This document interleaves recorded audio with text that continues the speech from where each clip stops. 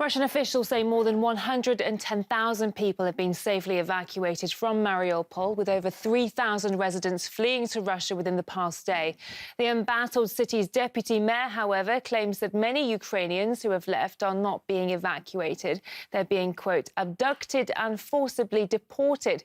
Western media have been rallying to support the mayor's claim, reporting that Ukrainian civilians are being sent to labour camps in remote Russian regions. RT correspondent Roman Kozarov investigates the claims.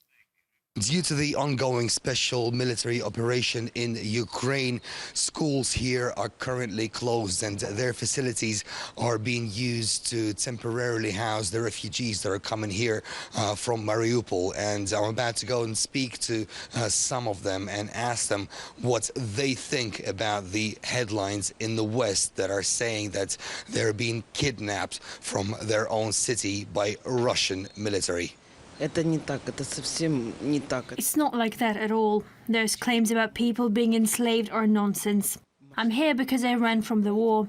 We get food here 3 times a day and we're treated well, with understanding. Relatives in Russia are expecting many of the people here.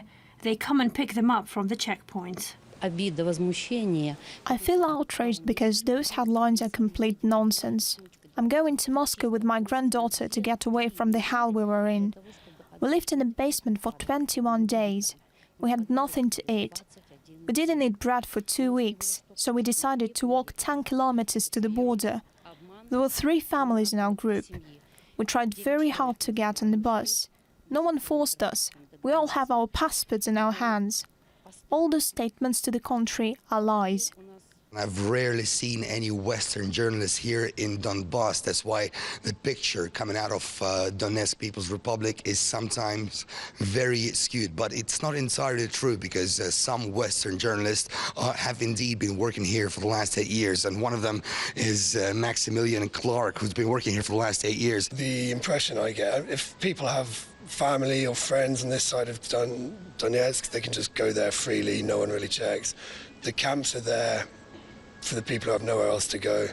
People are leaving to Russia, again, if they can, but this notion of local people being drafted off to obscure parts of Russia does not marry with the experience I've found speaking to people daily.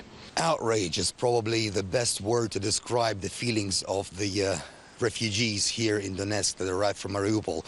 Outrage about the Western headlines that claim that they have been kidnapped by the Russian army and will be forced into slave labor somewhere in Russia.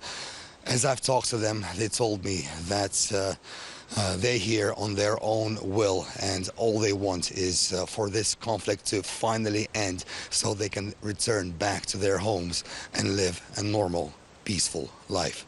Roman Kozarov, RT, Donetsk.